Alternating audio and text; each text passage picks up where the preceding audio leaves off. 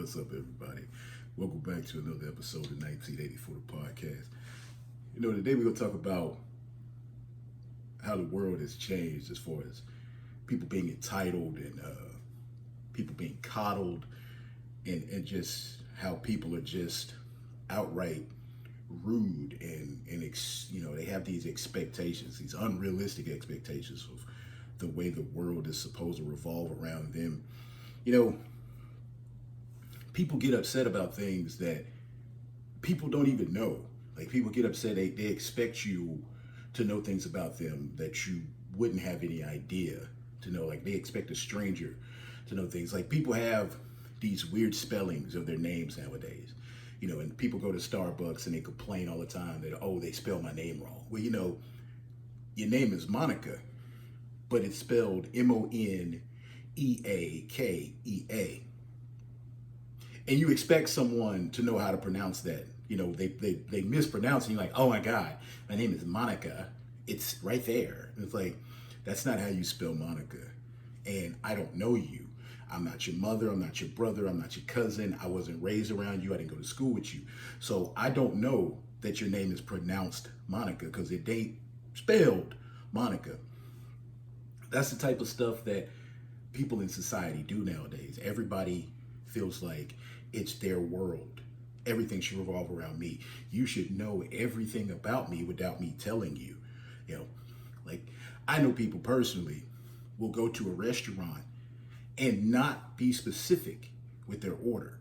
When you go to a restaurant, the menu tells you what's included in the meal for the most part, the big items. They might not tell you how much salt they put in it, how much, pepper they put in it, but they tell you, if it's got mushrooms, tomatoes, spinach, the type of sauce they put on it. They tell you that on the menu. And you can also ask your waiter or waitress when they come to the table, be like, hey, what all comes on this? But I know people who will go to a restaurant, look at the menu, order the entree, and then when the entree comes out, they get upset, like, oh my God, excuse me, there's tomatoes on this. I do not like tomatoes. Like, did you convey that to the waiter? Did you even remotely tell them, hey, I don't like tomatoes. Does this come with tomatoes? Did you look at the menu? Did the menu say it came with tomatoes? Why didn't you tell them to hold the tomatoes? See, and they get an attitude with the wait staff because the waiter couldn't read their mind and know that they didn't like tomatoes, or they didn't know that they don't like mushrooms. See, when I go to a restaurant, I look at the menu. I look at what's on the entree. And if it's something I don't like, I say, hey, please hold this. Now, if they bring the entree out and they didn't hold what I asked, I'm not upset. I'll just bring it to their attention. Be like, hey, I asked for, no guacamole, but they still put guacamole on here. The wait staff, they're usually very apologetic. Okay, oh my God, we'll fix it for you. We'll get you another one. But also, I'm also the type of person, if it's something simple, like if I say no guacamole, like I have a fork, I just scoop it off. I scoop it off and give it to somebody else. Like, hey, anybody want my guac? I didn't want no guac. They still put it on here. Anybody want it? Because making a scene over something that simple is just ridiculous. Because I understand that people make mistakes. I understand that the world does not revolve around me. Let me take this back to a spiritual standpoint. One of the reasons this world is the way it is right now is because people have gotten away from spirituality. You have so many people telling you not to believe. There's always been people telling you not to believe, but you have a whole lot more people with this whole free-spirited, atheists and this way of living, this living their best life, where people have just lost total value of everything. See, believing in something, spiritually, it doesn't have to be, baptism. It doesn't have to be Christianity. It doesn't have, it can be Buddhism, whatever you believe in. It gives you some foundation. It gives you some morals and some values to help you get through life. When you remove those morals and values from your basic foundation, you turn up with the society that we have today. You have everybody confused. Nobody knows what they are anymore. You know, nobody knows what they want to do anymore. People just are all over the place. And, you know, without getting too much into like sexualities, there's nothing wrong with expressing yourself expressing your sexuality. If you're, if you don't have to be straight, that's what people don't understand. Hey, what you do over there is fine. That's your business. Whatever makes you happy. If you find love, that's what matters. The problem is nowadays, it's force fed to people. They're force feeding the children at a young age. They're force feeding them through cartoons. They're force feeding them through commercials. And it's not just your basics of your basic sexualities. It's some that pansexual and polyamorous. It's all this other stuff that gets people wound up in a weird emotional state. Because when you start bouncing your feelings all over the place like that, 1 minute, oh, I love a man today, oh, I love a woman tomorrow, but you know what, today I think I'm gonna marry, a zucchini plant, and I'm not joking, because I just saw a story about a guy that married his sex doll. So, when you start living like that, you start getting off your foundation, and things get a little shaky, they get a little rocky. You don't know where to go in life because you have no direction. I talk about people thinking the world revolves around them. As long as I can remember, big business, their motto is the customer is always right. That's big business. The customer is always right. The customer has to be right for our business to flourish. That is kind of a very wrong way to live life. It's a decent way to do business because obviously by me appeasing the customer, they're giving me their money, which is helping my business flourish.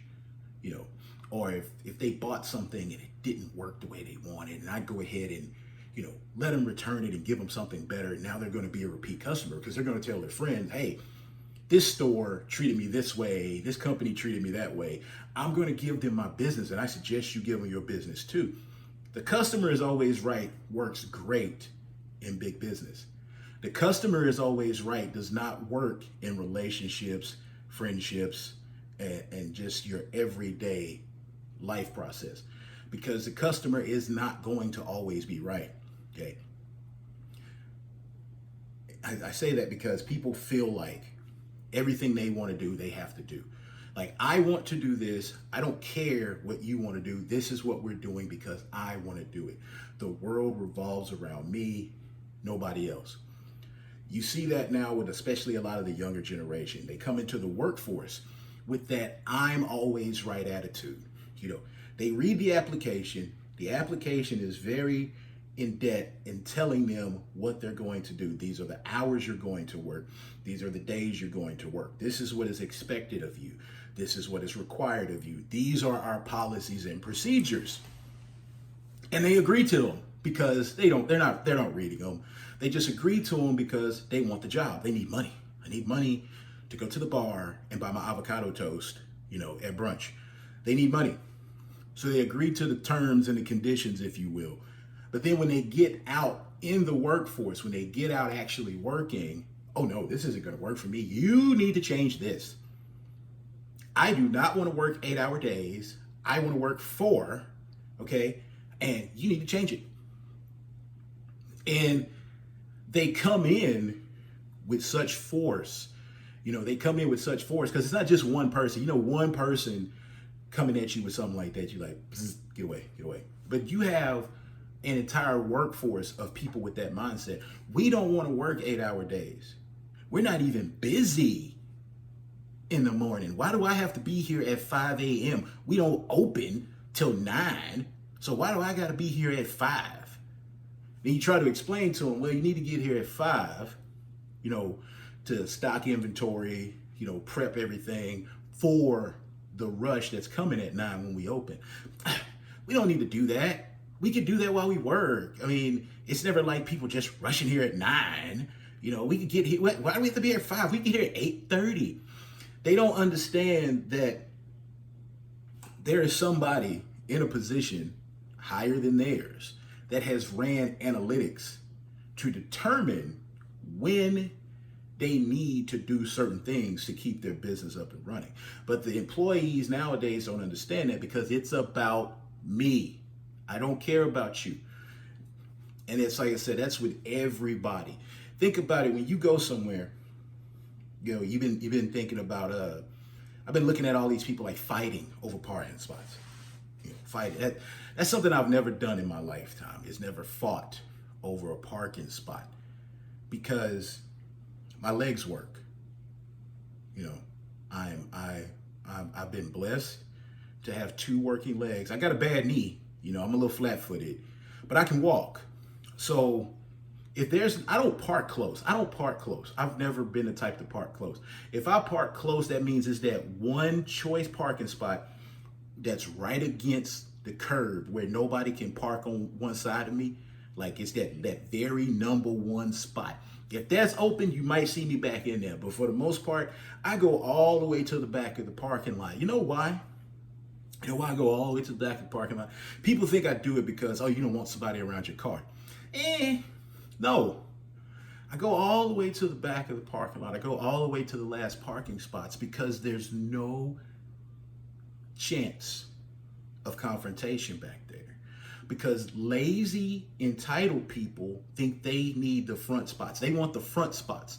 That's where all the disturbances happen. That's where all the fighting happens, is because everybody thinks they deserve that front spot.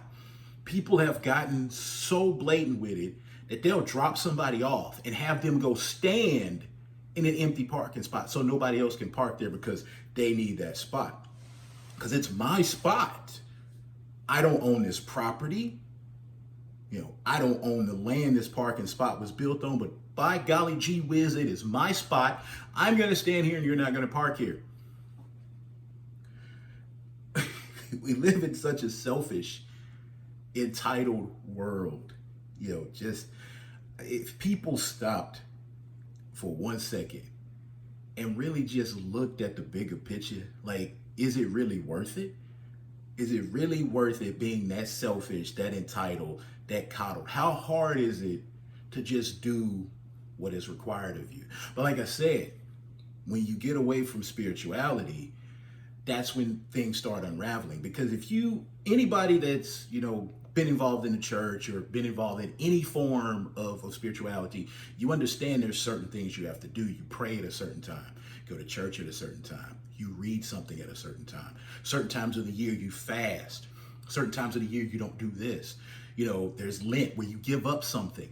There's requirements. There's rules to it. There's policy and procedure. That keeps you grounded. That's the basis of it. It keeps you grounded. It makes you a better functioning person in society. Because when you can live by simple things like that, like, okay, I can't eat meat this month, you know, or I'm giving up soda for this month, or I have to pray at this time.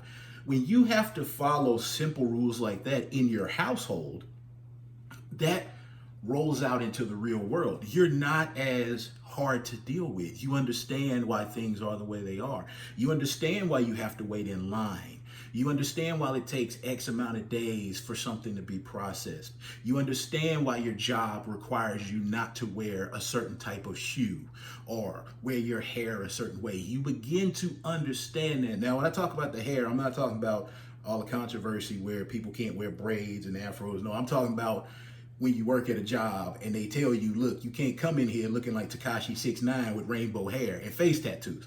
That's what I'm talking about. I ain't talking about, you know, I'm not talking about the controversial stuff. I'm talking about the people that want to come in there looking like Homie the Clown. You know, when your job tells you you can't do that, there's a reason for that. So, you know, now there are some things that can lighten up because as generations come, things change. It's like tattoos in the workforce. Tattoos in the workplace used to be, you better not have no tattoos. I remember that. You know, people told you, oh, you got tattoos, you're never going to get a good job. That was the thing back then. Nowadays, it's more acceptable because everybody got a tattoo. Everybody got them. I mean, man, look. I mean, duh. You know what I'm saying? Tattoos are now a part of everyday life. I'm actually more taken back when I see somebody that don't have one. I'm like, you ain't got no tattoos. No judgment, but it's like, because you used to everybody having some ink. And so, yes, you have to, now you have to kind of look at that differently now. Back in the Gap, you used to see somebody with tattoos and automatically they're a gang member or they're a biker gang. Man, he's a serial killer. Now you see somebody with tattoos and it's just like, whatever, it's a common accessory now. But there are some things that we just can't do. Like I said, the coddling, the you're always right. Nowadays, if one person is offended by something, we change the way we do everything. I was talking with some buddies this weekend. We were talking about the NFL and how they changed the name from the Washington Redskins to the Washington NFL team. My problem with that is I'm all about, ending racism and all that good stuff.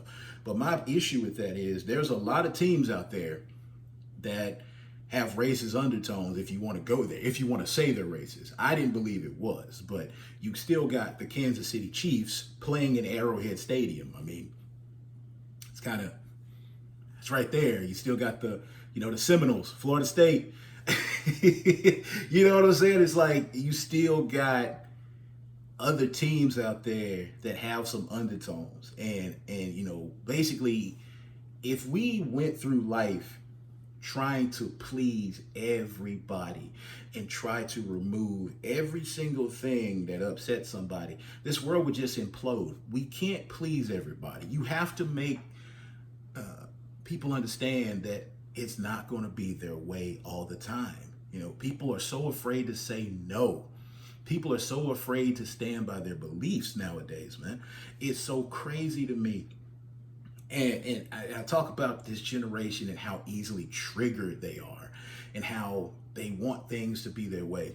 There's a show called The Mandalorian. It's a Star Wars kind of spin-off type show. Anybody that's watching it that's a Star Wars fan, you know exactly what I'm talking about. But there's a character. Everybody calls him Baby Yoda. He's not Baby Yoda. He's another one. He's a youngling of the species that Yoda was. But there's an episode where they're transporting an alien to her husband. Now, I know y'all probably like, man, what is this dude talking about? Like, this is all fiction, people. Listen to me. This is fiction. Listen to what I'm talking about. I'm talking about somebody in the Star Wars universe with a little green baby transporting aliens, right? All fiction, people. Nothing's real about this show. Only thing real about it is the actors. Everything else is fiction. The story is fiction. The CGI, the animation, it's all fiction. There's scenes in this episode where the little baby green dude is eating eggs. The eggs were in a thing, like a little container being carried. It was the alien's children. Like that's her children. There were these eggs in this container. So this little thing is sneaking these eggs and eating them, right? So he's basically eating the alien's children. Do you know there were people seriously upset about that? Like activists, like animal cruelty activists. Like people were saying, oh my God, you need to cancel this show. That is cruelty. You shouldn't show that he's eating that defenseless alien's children. That is just, tasteless, and you need to take that off the air. Man, I'm sitting back like, what? They realize it's fiction, right? Like they realize it's fake, right? Like basically you telling me that Jon Favreau and his production crew is going to have to put no alien babies were harmed in the making of this film at the end credits to please people. A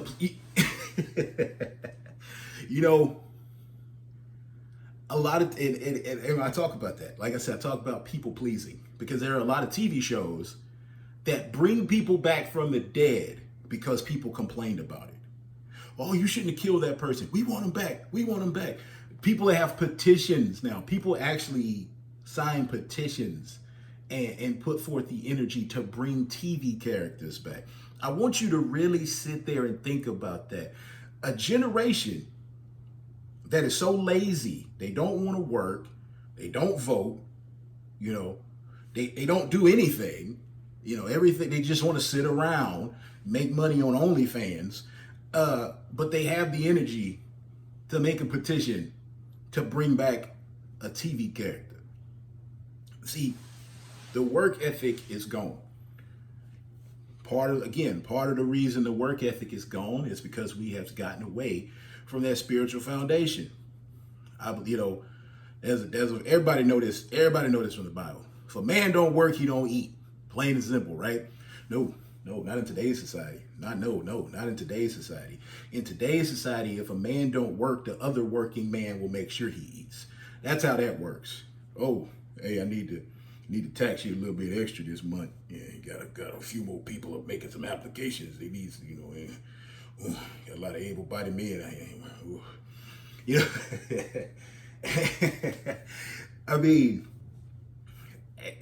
honestly, man, I don't know where society is going right now. With like I said, we got to get away from the coddling. We got to get away from the entitlement. We got to get away from letting everybody have their way. It's like being a parent, man. Being a parent nowadays has got to be hard, for your traditional parent. These new parents is easy because they just let their kids do whatever they want to do. Oh, you don't want to wear clothes today, Jimmy? Oh, okay. No, don't worry about it. Yeah, just let it hang, Jimmy. Free spirit. My son's a free spirit, everybody. He's 2, bro. He's a free spirit. He wants to be a nudist. He identifies as a nudist. He doesn't have to wear clothes. No, man. No. I wish I would told my mama, I don't want to wear clothes. After I got whooped, I was going to have clothes on. I ain't got my clothes on now. But see, nowadays, they don't have that. Nowadays, these kids run the household. These kids say what they're going to do when they're going to do it, And they grow up to be adults who think they can do what they want to do when they want to do it. And then when they get hit with the consequences, that's another thing about it. That's why I say the world is society itself is so jacked up. I'm a firm believer of if you play stupid games, you win stupid prizes. But the world doesn't think the same way I think. Because the world looks at it as if, oh my God. I saw a thing, I don't know if it was I think it was a governor, trying to pass this law basically, I don't know if you guys are familiar with the castle law, basically meaning somebody breaking my house, I can shoot them. Plain and simple. You break in my house, you getting lead poisoning.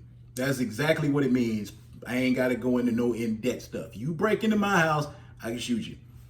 Well, there's this governor, I want to say governor, who's trying to propose that they remove that.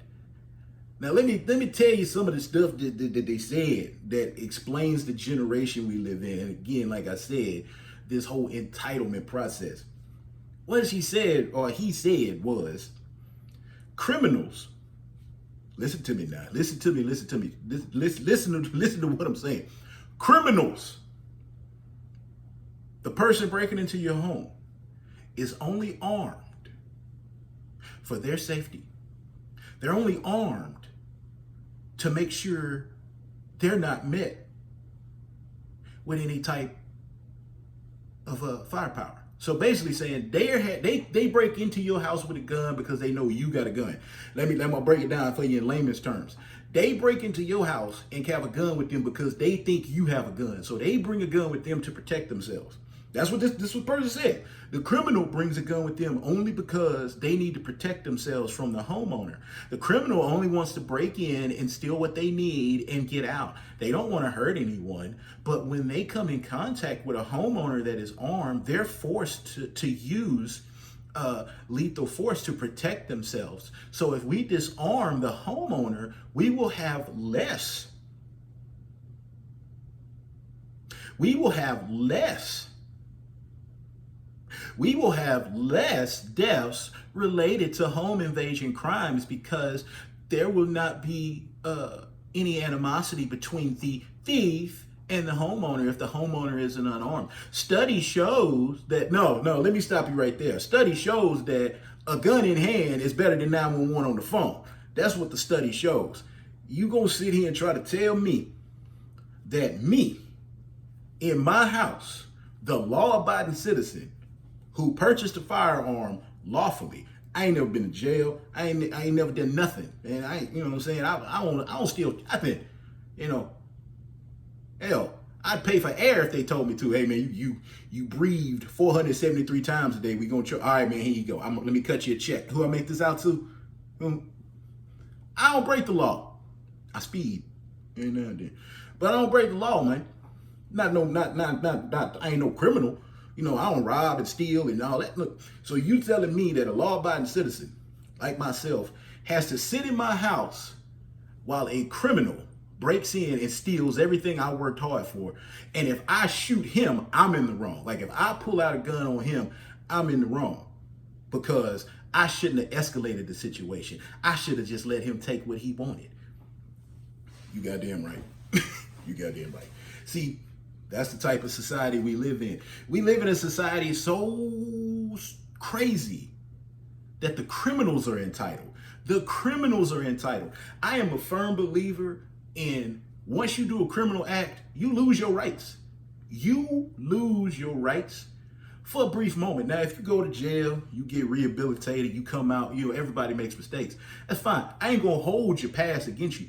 But in that moment of you creating, in you doing that act, you don't have no rights. You don't have. I don't care who you are. You don't have no rights. You don't have no morals. I don't care what your code is. Nothing like that. I don't care. You're a criminal. Okay. In that moment, like I said, now if you go do your time, you come out a better person. You're like, look, I'm rehabilitated.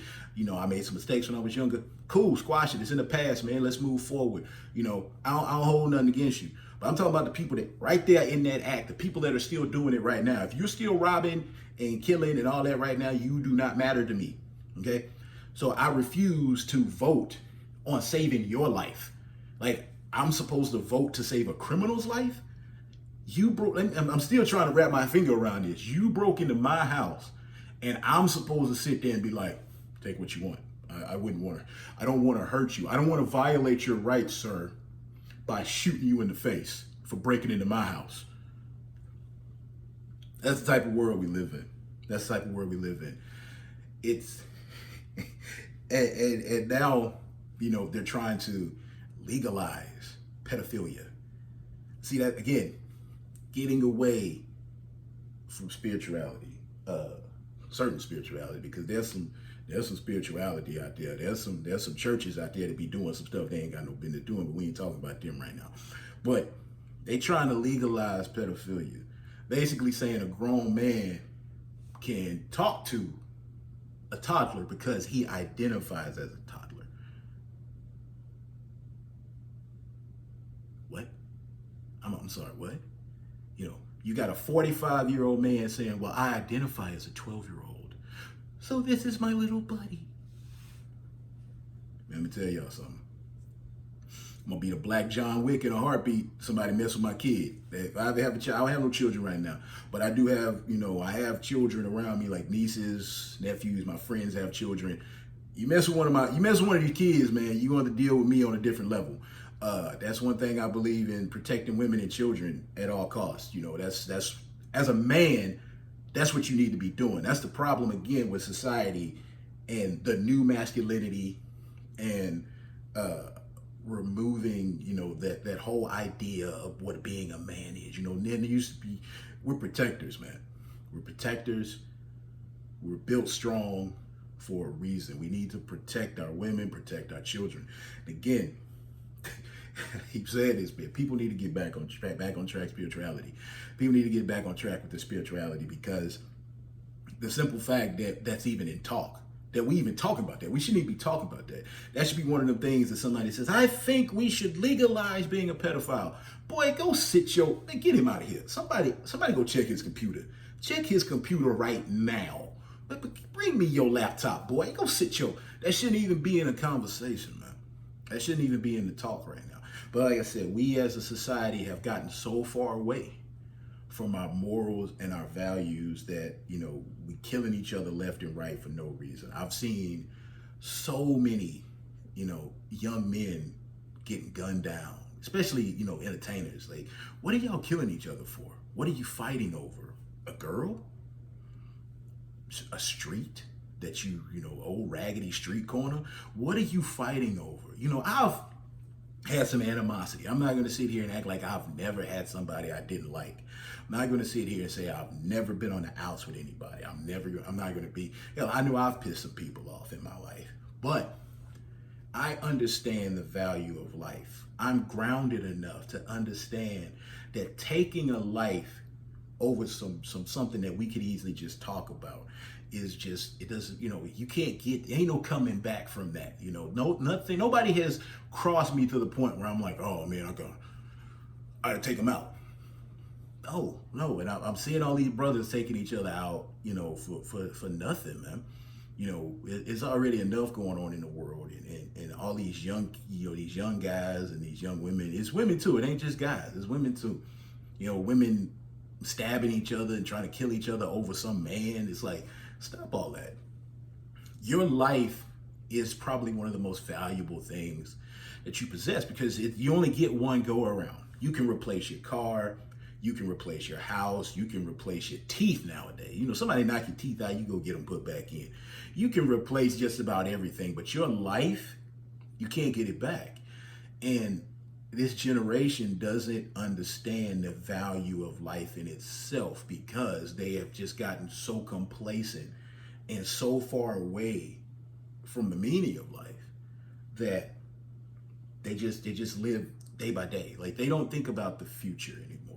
They want instant gratification. Like, they want to graduate high school, go straight into college, come out of college, and be the CEO of like Amazon. Like, they just want to run up the ladder. Like, they don't believe in hard work.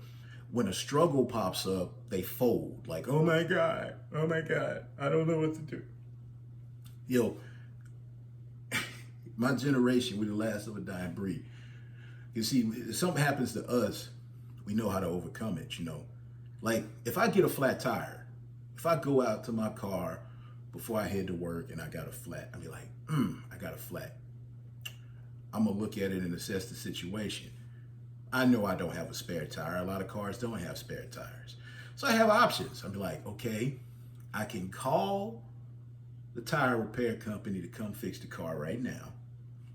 Call my job and say, hey, I'm going to be about an hour late, 40 minutes to an hour late because I got a flat. They got to come change it for me.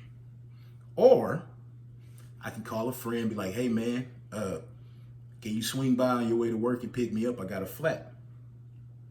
Or I can call an Uber and worry about the flat in the morning. But see, again, that's because I have direction. I understand how life works.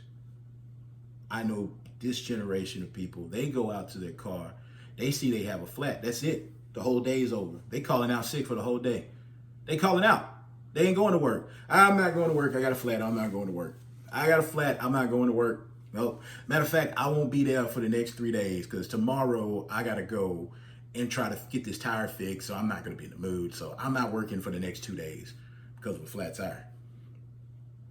Think about how that rolls into relationships. Think about how that rolls into friendships. If every time you had a flat tire in your relationship, metaphorically speaking here, every time, something small, flat tire is minor.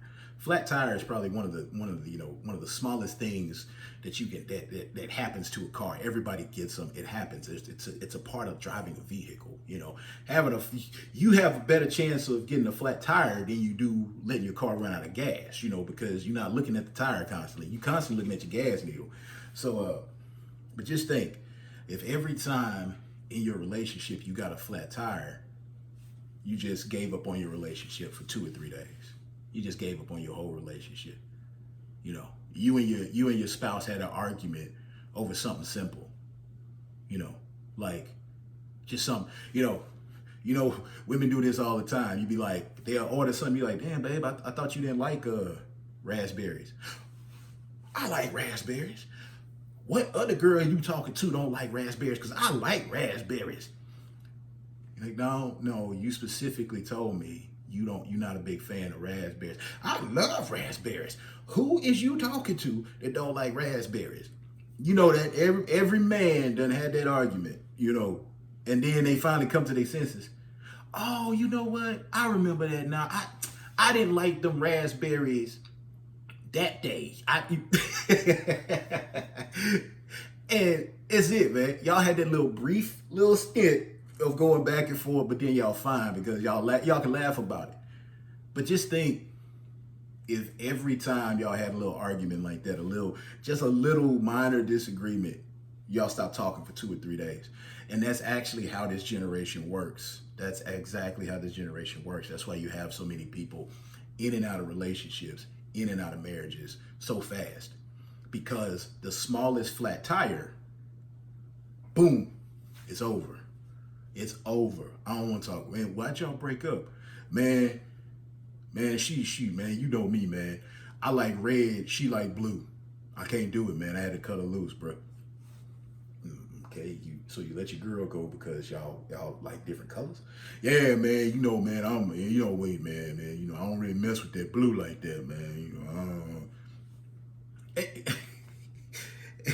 That's this generation, man. But again, like I said, getting back to that foundation, getting back to some morals and some values. You know, when you grow up having that foundation of people telling you how to work through problems in relationships, or explaining to you that there's going to be things that you don't agree on, explaining to you that it's okay to talk to each other, it's okay to work through it, that you're not going to always get your way. That kept people grounded. That's why you see a lot of these older couples still kicking it. Like, man, y'all been together for 30 years, bro. You know, you be like, man, what the? And then you got people done been with 30 people this year. They done been in 30 relationships this year. And like, yo, what? But again, man, like I said, when you have a society of people who think everything has to go their way. So in relationships, if everything don't go their way, they out. They on to the next one because they feel like, well, you know, if you don't do exactly what I want you to do, I'm not going to be with you. You know, they don't understand what compromise is. And it shows in everything, not just relationships. It shows in the workforce. It shows when you shopping. You ever been shopping and somebody gets upset over the simplest thing? You know, they didn't like the way the cashier bagged their stuff, and they just throw a fit. You know, like, I don't want that in that bag. You should put that in that bag. All right, man, cuz all you gotta do is ask. You know, all you gotta do is ask. Like, I get really upset when I'm in somewhere, you know, a restaurant or something like that, or at the store, and somebody's going off on the staff for no apparent reason. Now, if the staff actually did something to you personally, by all means, do what you need to do to protect yourself. But just something simple, man. Like I say, they didn't put pickles on your hamburger. Is it really necessary to walk in the restaurant and throw the hamburger at the staff because they didn't put pickles on it?